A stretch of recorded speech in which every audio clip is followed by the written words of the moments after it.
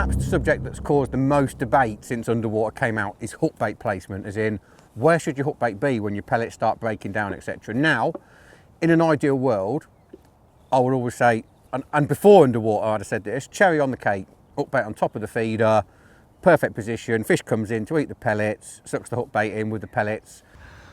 What? Oh, here we go, here we go. There's a hoover straight on. Oh, that was recording. Oh. He's right on your bait. No Steve. way. No. God, it's in his mouth. Oh, he's on. He's in. He's on. He's on. He's on. He's on. Ta-da! No, he's on.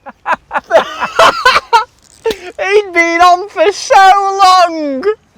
You were just sat enjoying your feed. Literally, all I had was a tiny tap, so colour almost a hook bait.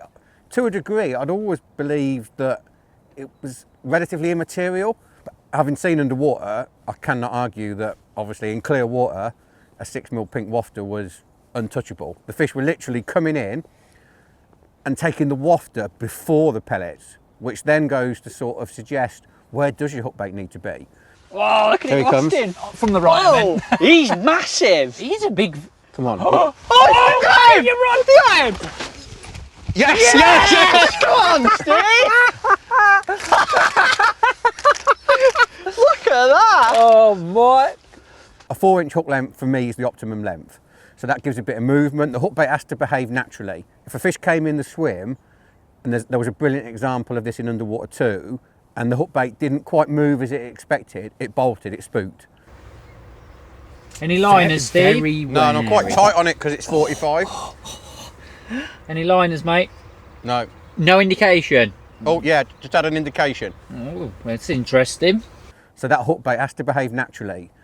And I honestly don't believe, even in my own head, I'd be just as confident when my hook bait fell slightly to the side. In fact, in certain situations, more confident. Again, the bottom isn't always even in venues. And underwater, there's a brilliant example of the feeder going in. It sits slightly on a rock, so it's sitting at diagonal. And obviously the hook bait falls off, the pellets cascade down because they're getting pushed out because the feeder's not sitting 100% flat. So in effect, the bowl of the feeder becomes empty.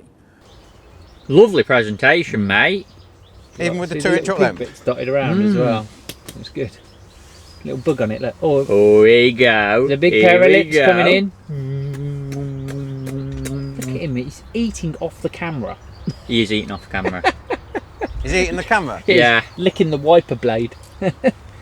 Now, what I wouldn't want is a restricted hook length whereby my hook bait was then sat in that bowl with no loose offerings. The chances of a fish going to an empty feeder and sucking a hook bait out the bowl, for me, are between slim and none.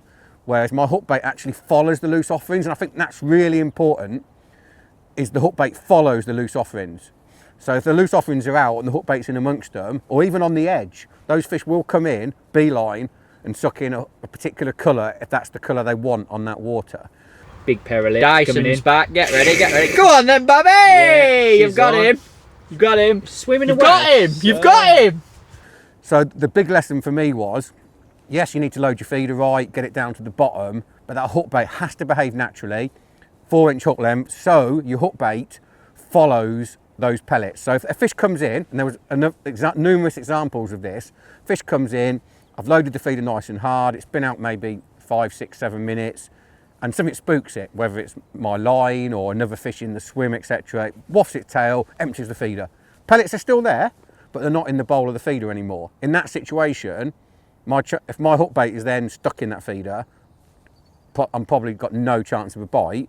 But if it's fell off slightly to the side, left, right, or behind, or whatever, and it's still sitting in amongst the loose offerings or on the edge, I've still got a great chance of a bite. Still fish coming in and out? One coming in now, mate.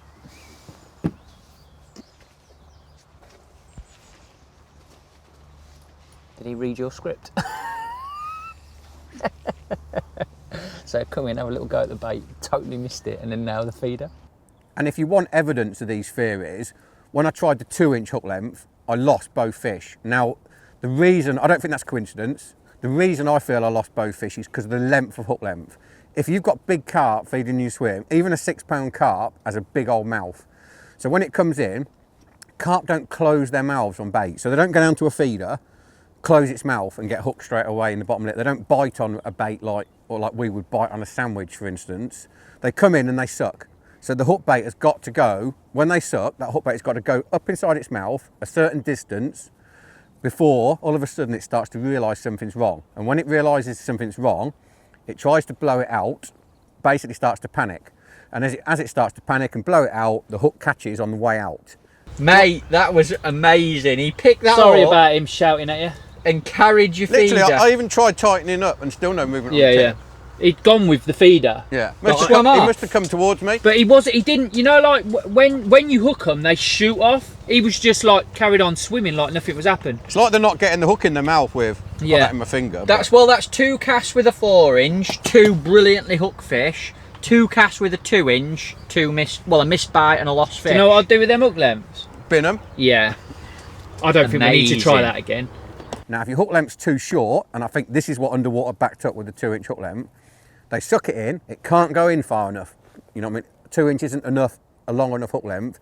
So it only goes maybe half an inch back inside the mouth. They're like, oh, there's resistance there.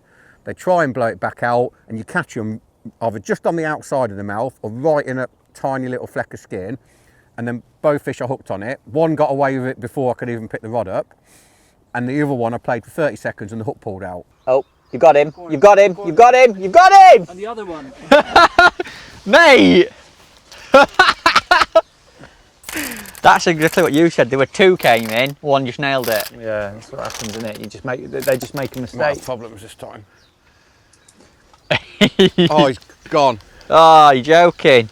It was tiny anyway, Steve. It was only about 40 pounds. Be interesting to see what's happened. If Yeah. that short hook length's not as strong. Ooh, so it's come off on the short Just hook. pulled out. Now, QM1s don't pull out unless that fish is not hooked properly. The shape of a QM1, if you think about it, if that hook is properly in the bottom lip, it is impossible for the hook to pull out. So the only reason I can explain those fish losses is hook length too short, bait didn't go far enough back.